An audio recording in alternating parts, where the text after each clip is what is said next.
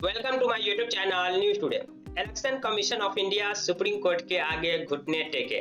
हम ऐसा क्यों कह रहे हैं? क्योंकि chief election commissioner Rajiv Kumar ji ने जो कल बयान दिए, इसे आपको जानना चाहिए। Chief election commissioner Rajiv Kumar ji ने कल बयान दिए कि इलेक्टोरल बॉन्ड पर सुप्रीम कोर्ट के आदेश को मानेगी चुनाव आयोग।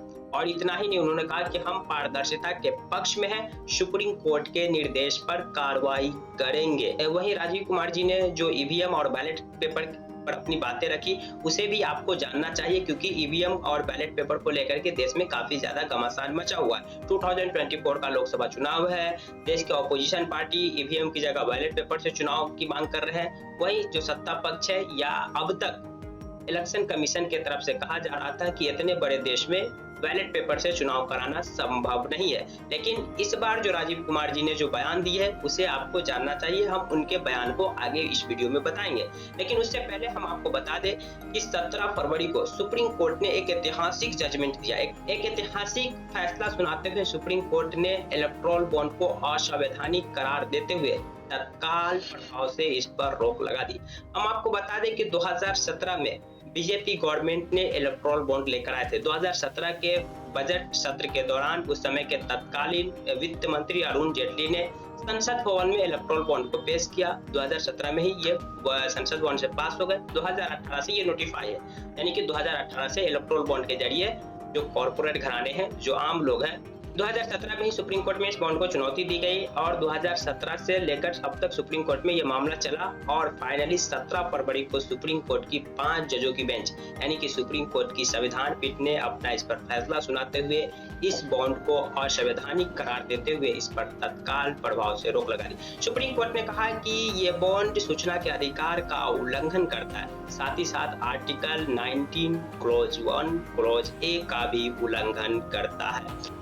हम आपको बता दें कि सुप्रीम कोर्ट ने अपने आदेश में स्टेट बैंक ऑफ इंडिया को तत्काल इलेक्टोरल बॉन्ड इशू करना बंद करने को कहा, यानी कि सुप्रीम कोर्ट के फैसला आते ही उसी समय से सुप्रीम कोर्ट ने कहा कि स्टेट बैंक ऑफ इंडिया आज से कोई भी इलेक्टोरल बॉन्ड इशू नहीं करेंगे। इसके साथ ही 12 अप्रैल 2019 से अब तक भारतीय स्टेट बैंक के अपनी शाखाओं से खरीदे गए सभी बॉन्ड का विवरण साझा करने का निर्देश दिया था, जिसमें खरीद की तारीख, खरीदार का नाम और मूल्य भी शामिल था। यानी कि इलेक्टोरल बॉन्ड को लेकर के जो चुनौती दी गई थी वो यही थी कि ये सूचना का अधिकार का उल्लंघन है, यानी कि किस कॉर्पोरेट घराने के द्वारा किस पॉलिटिकल पार्टी को कितना चंदा दिया गया, कब दिया गया, किस डेट में किया गया, इसकी जानकारी जनता को नहीं मालूम पड़ती थी। अगर आप आरटीआई के थ्रू भी इसका जवाब जानना चाहते हैं तो आपको ये जवाब नहीं दिया गया। लेकिन सुप्रीम कोर्ट ने कहा कि 12 अप्रैल 2019 से अब तक इलेक्टोरल बॉन्ड जितने भी इशू किए गए हैं स्टेट बैंक ऑफ इंडिया के किसी भी शाखा से, कितने रुपए का इशू किए गए,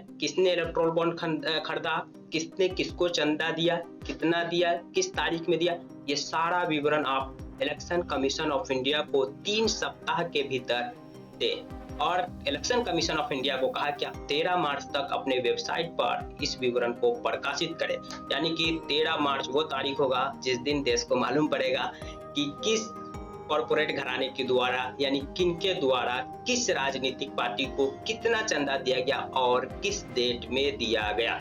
ये सुप्रीम कोर्ट का बहुत ही महत्वपूर्ण निर्णय था, क्योंकि इससे चुनाव में और ज्यादा पारदर्शिता आई थी। इसी पर जो चीफ इलेक्शन कमिश्नर है राजीव कुमार ने कहा कि हम सुप्रीम कोर्ट के आदेश को मानेंगे, यानी चुनाव आयोग सुप्रीम कोर्ट के आदेश को मानेगा और सुप्रीम कोर्ट के निर्देश पर कार्रवाई भी करेंगे। यानी कि इलेक्शन कमीशन ऑफ इंडिया 13 मार्च को अपने वेबसाइट पर पूरी जानकारी अपलोड कर देंगे। 13 मार्च के दिन आप इलेक्शन कमीशन ऑफ इंडिया के वेबसाइट पर जाइए और जानकारी प्राप्त कीजिए कि किस पॉलिटिकल पार्टी को, किस कॉर्पोरेट घराने के द्वारा या किन लोगों के द्वारा कितना चंदा दिया गया और किस डेट में दिया गया। वहीं ईवीएम को लेकर के भी राजीव कुमार ने खुलकर बोले। ईवीएम को लेकर के देश में इन दिनों घमासान बचा हुआ देखे होंगे, आए दिन इसको लेकर के रैली, सुप्रीम कोर्ट के कुछ वकील वगैरह भी धरना प्रदर्शन करते हैं और पॉलिटिकल पार्टी भी जो ऑपोजिशन की उसकी मांग है कि ईवीएम से चुनाव न होकर के बैलेट पेपर से होना चाहिए। इस पर मुख्य चुनाव आयुक्त यानी कि चीफ इलेक्शन कमिश्नर ने कहा कि वे फैसले का इंतजार कर रहे हैं। उच्च न्यायालय और सर्वोच्च न्यायालय में बड़ी संख्या में मामले थे जिनका निर्णय पहले ही हो चुका है। आयोग इस निर्देश के आधार पर काम करता है। जो भी फैसला आएगा और बदलाव की जरूरत होगी तो हम उसके मुताबिक काम करेंगे। यानी कि चीफ इलेक्शन कमिश्नर ने कल अपने बयान में कहा कि सुप्रीम कोर्ट या उच्च न्यायालय जो भी हो, इनका जो भी फैसला आएगा, यानी कि अगर सुप्रीम कोर्ट कहेगा कि ईवीएम की जगह बैलेट पेपर से चुनाव कराया जाए तो बैलेट पेपर से हम चुनाव कराएंगे। तो ये एक काफी महत्वपूर्ण बयान है। अगर सुप्रीम कोर्ट का चुनाव से ठीक पहले इस पर जजमेंट आ जाता है कि नहीं, अब ईवीएम की जगह बैलेट पेपर से चुनाव होना चाहिए, तो election commission of India ballot paper से पूरे देश में चुनाव संपन्न कराएगी।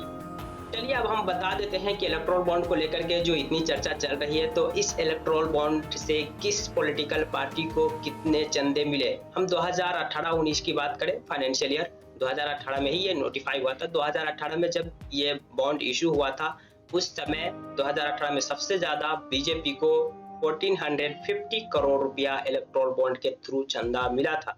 वहीं तृणमूल कांग्रेस को 97.28 करोड़ और कांग्रेस पार्टी को 383 करोड़ चंदा इलेक्टोरल बॉन्ड के थ्रू मिला था। 2019-20 के दौरान आप ग्राफ को देख सकते हैं कि बीजेपी का चंदा कितना ज्यादा, 2555 करोड़ इलेक्टोरल बॉन्ड के थ्रू ये चंदा मिला था बीजेपी को।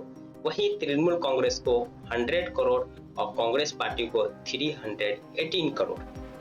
वहीं 2020-21 की बात करें तो 2020-21 में कोरोना पीरियड का दौर चल रहा था, तो इस दौरान किसी भी पॉलिटिकल पार्टी को ज्यादा चंदा नहीं मिले। यहाँ पर आप देख सकते हैं कि 22.38 करोड़ बीजेपी को मिला, 42 करोड़ तृणमूल कांग्रेस को मिला और 10.07 करोड़ कांग्रेस पार्टी को मिला। 2021-22 के दौरान फिर बीजेपी को 1032 करोड़ मिला, तृणमूल कांग्रेस को 528 करोड़ मिला और कांग्रेस पार्टी को 236 करोड़ मिला। 2022-23 के दौरान बीजेपी को 1300 करोड़ मिला और टीडीपी को यहाँ पर 34 करोड़ मिला और कांग्रेस को यहाँ पर 171 करोड़ मिला। तो ये है पूरे इलेक्टोरल बॉन्ड से मिले अब तक के चंदे, यानी 2023 तक के डेटा है। इलेक्शन कमीशन ऑफ इंडिया के वेबसाइट पर यह है, आप जाकर देख सकते हैं।